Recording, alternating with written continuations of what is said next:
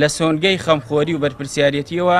وەک ئەرکێکی ئاینی و نیشتیمانی و وجدانی ئەم ڕاستپاردانەمان هەیە.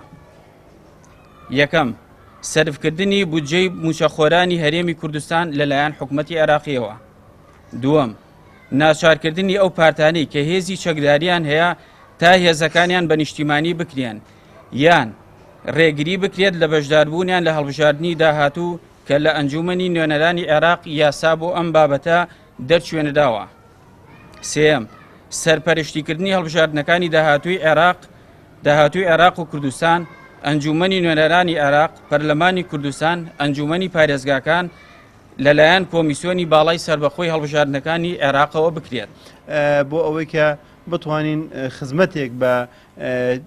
خەڵکی کوردستان بکەینەوە لە مۆزۆی چارەسەرکردنی کێشەی موچەیە هەوڵەکانمان بە بەردەوامی ینی مامنووسانە هەوڵ دەدەین هەرچیەکمان پێ بکرێت درێغی ناکەین و ئێمە پێشت ئەم ماوەیەش کە خۆتان ئەزانن هەوڵەکانی خۆمان چڕ کردەوە لەبەرەوەی کە یاسای بودجە یاسایەکی خراپ بوو و ئێمەش هەموو هێوایەکمان لەوەیە کە لە ڕێگەی عێراقەوە کێشەکانی خەڵکی موچەخۆران چارەسەر بکرێت چونکە ئەزانین ئەم حکوومەتی هەرێمی کوردستانە بەداخەوە کەوا دەڵێن فەشەلی هێناوە لە ئیدارەی